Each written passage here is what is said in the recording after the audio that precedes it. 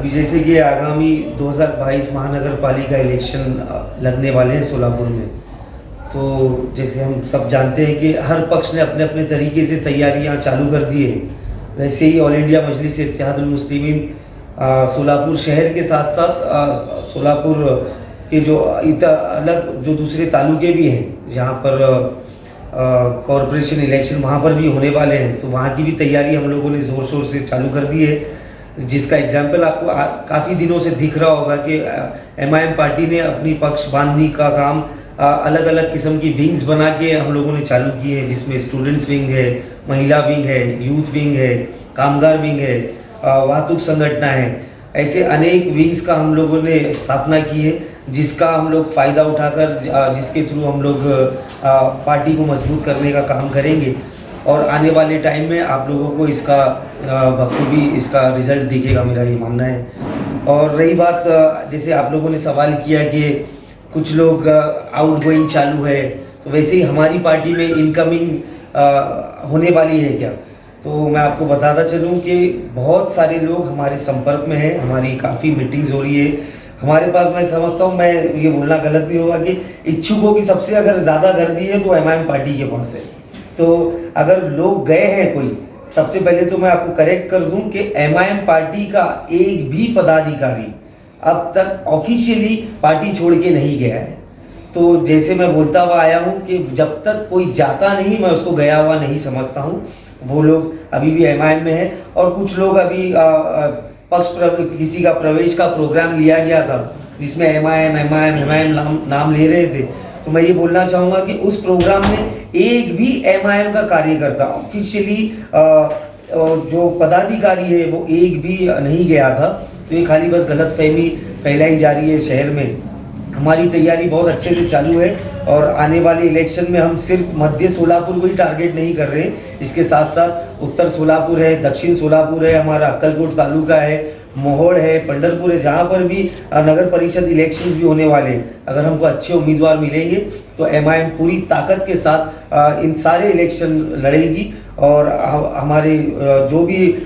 Agenda है हम लोगों तक पहुँचाएंगे और ऐसी आशा करेंगे कि लोग हमको स्वीकार करें और हमें जीता कर लाएं। कांग्रेस देखिए, MIM जैसे आपने बताया कि कांग्रेस का एक अलग अभियान चल रहा है, शिवसेना का कुछ चल रहा है, तो वैसे ही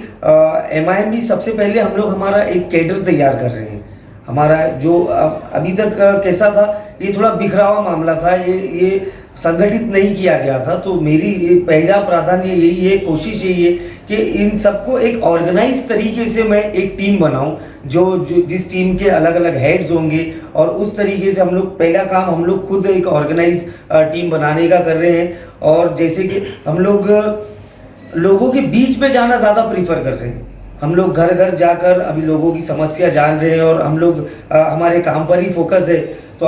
बहुत जल्द मतलब मेरा ये विश्वास है कि जो मिसिंग था MIM में पिछले कई सालों में, वो जो मिसिंग फैक्टर था वो फैक्टर को कंप्लीट करके MIM पूरी ताकत के साथ जो 2017 के इलेक्शन में आपको रिजल्ट दिखे थे उससे बेहतरीन रिजल्ट आपको 2022 के इलेक्शन में दिखेंगे। सर, कई कार्यकर्ता देखिए, पक्ष को बढ़ाने के लिए जो भी संभव स्टेप लेना है वो मैं मेरी पूरी ताकत से 100% एफर्ट के साथ मैं लगा कर रहा हूँ। अगर किसी को मेरे काम से मैं बोलता हूँ कि वो नाराज़ है या उसको खुशी नहीं है, तो हो सकता है मैं कहीं चूक रहा रहूँगा, तो मैं उन लोगों से ये अपील करना चाहूँगा कि मेरी जो भी गलतियाँ खामियाँ हैं जिसकी वजह से उनको मैं पसंद नहीं आ रहा हूँ या मेरे काम करने का तरीका पसंद नहीं आ रहा है, तो वो आकर मुझसे बात कर सकते हैं और मैं जहाँ गलत हूँ वो मुझे अपना मशवरा दे सकते हैं। मैं उनको ये आश्वासन देना चाहूँगा कि मैं उनकी बात को सुनकर हो सकता है मेरी कमियों को मैं सुधार लूँ और मैं भी उनके मशवरे के साथ, देखिए मैं कोई बहुत बड़ा लीडर नहीं हूँ, जैसे कि आपने बताया कि मैं एक बिजनेसमैन हूँ, तो मैं समझता हूँ महाराष्ट्र ही नहीं पूरे देश भर में ऐसे कई नेता हैं जिनके मेरे से भी बहुत बड़े बड़े बिजनेस हैं। तो एक बिजनेसमैन होना एक पॉलिटिकल आदमी नहीं हो सकता, ये कोई वो नहीं है। एक बिजनेसमैन होने के साथ साथ मैं पॉलिटिकल इसमें काम कर रहा हूँ, तो ये मेरे लिए भी खुशकिस्मती है कि मैं वहाँ की चीज़ों को यहाँ पर इस्तेमाल कर सकता हूँ, यहाँ के एक्सपीरियंस को मेरे बिजनेस में इस्तेमाल कर सकता हूँ। तो इससे अल्टीमेटली फ़ायदा ही है, हर चीज़ को फिर भी अगर किसी को मुझसे शिकायत है तो मुझसे बात कर सकते हैं, मैं उनसे सीखने के लिए तैयार हूँ, मुझे सिखाइए। मैं अगर आपका मशवरा सही लगेगा तो मैं उसको अपना कर उसके ऊपर अमल कर उस चीज़ को मैं इम्प्लीमेंट करूँगा ताकि मेरी पार्टी और मजबूत हो और जिसका फ़ायदा हम लोगों को। जो एमआईएम छोड़ के जा रहे हैं अभी राष्ट्रवादी में जा रहे हैं ऐसे सुनने में आया है, उन लोगों का ऐसा कहना है और वो शहर में ऐसी चर्चा भी कर रहे हैं कि वो लोग होने की वजह से ही एमआईएम के इतने नगर सेवक पिछले नगर निगम के चुनाव में जीत कर आए थे। आने वाले नगर निगम की जो चुनाव है 2022 सोलापुर में, तो उसमें उतने कैंडिडेट अब चुन कर नहीं आएंगे क्योंकि हमारे वजह से आए थे, हमारा दबदबा था, एमआईएम पार्टी जो थी ऊपर लाने वाले हम थे। अब वैसे नहीं होगा ऐसा उनका कहना है।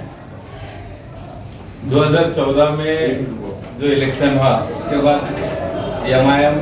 का शहर में बोलबाला हुआ, तो 2014 से लेकर आज तक एक भी आगाड़ी नहीं थी। लेकिन जैसे ही फारूक शाब्दी ने अध्यक्ष पद संभाला शहर और जिले का, इसके बाद में महिला आगाड़ी, युवक और वाहतुक संगठन हर सेल यहाँ इन्होंने कायम किया, तो उससे ज्यादा आज पावरफुल एमआईएम है। तो इसका रिजल्ट आपको आने वाले इलेक्शन में जरूर नजर आएगा। कितने कैंडिडेट आप खड़े कर रहे हैं, ऐसा कुछ तय किया हुआ है क्या? जहां से हमारा कैंडिडेट चुनकर आ सकता है या जहां पर हम फाइट्स कर सकते हैं, ऐसी जगह पर हम इलेक्शन लड़ाकर उस पर कंसंट्रेट कर कम से कम 20 सीट हम चुनकर लाने का हमारा पूरा पक्का इरादा है।